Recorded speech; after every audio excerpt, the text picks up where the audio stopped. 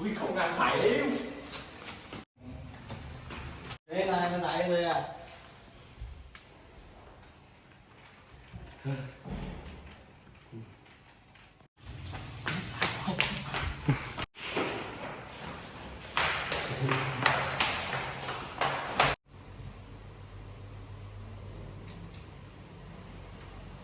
เฮ้ยงานเสร็จยัง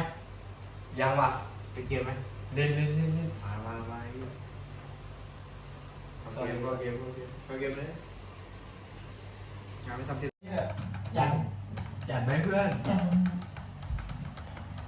เราฝันแล้วไงทำที่หลังไง เอาไปทีหลัง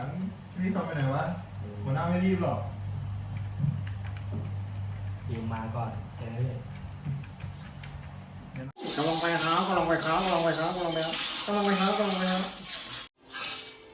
เสียตายเลยเสียจะทำแค่ตายอ่ะโลเล่นตายครับนี่ตายนะครับฆ่าแล้วกัน เอ้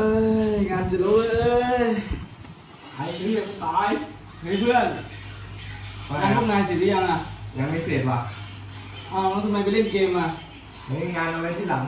เดี๋ยวมันน่าจะว่าเอานะ ดีไปเลยงานพวกกูไม่เป็นไรไม่ต้องยุ่ง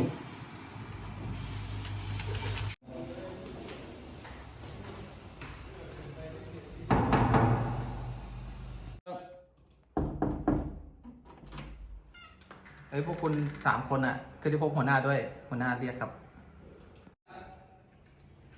โอเคครับเดี๋ยวพวกผมตามไปครับ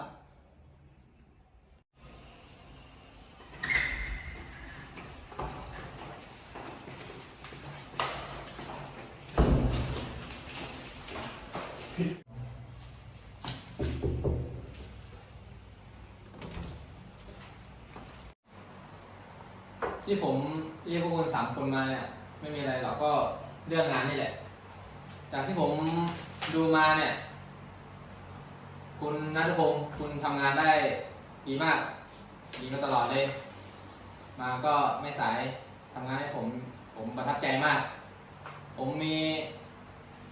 เรื่องจะบอกคุณ อะไรค ข่า รั ว บ ดีผมจะเลื่อนตำแหน่งให้คุณคือเป็นผู้ช่วยผู้จัดการก็แล้วกัน ขอบคุณครับหัวหน้า ดีไหม ดีครับ งานสบายขึ้นเงินเยอะด้วย ครับขอบคุณครับ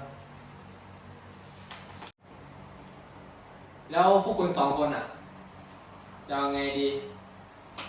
จากที่ผมดูงานพวกคุณเนี่ย ผมว่ามันไม่โอเคสำหรับผมเลย คือไม่ได้เรื่องอะอยู่ด้วยกันมา 2-3 ปีแล้ว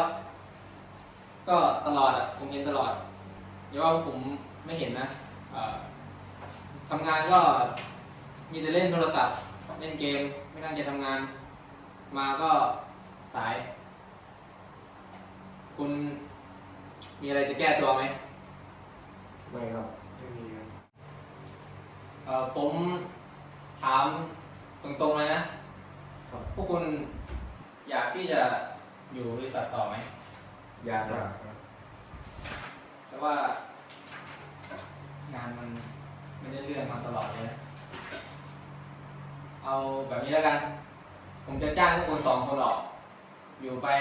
บริษัทผมก็ล่มจม ไม่มีอะไรดีขึ้น จ้างคนใหม่ดีกว่า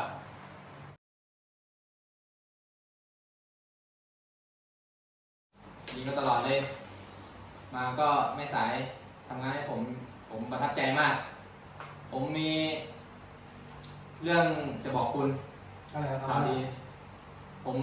จะเลื่อนตำแหน่งให้คุณ เป็นผู้จัดการ เฮ้ย เป็นผู้ช่วยผู้จัดการหายเลย ได้ไปเดี๋ยวขอไปตัด1 2 ผมจะเลื่อนตำแหน่งให้คุณ คือเป็นผู้ช่วยผู้จัดการก็แล้วกัน ขอบคุณครับหัวหน้า ดีไหม ดีครับ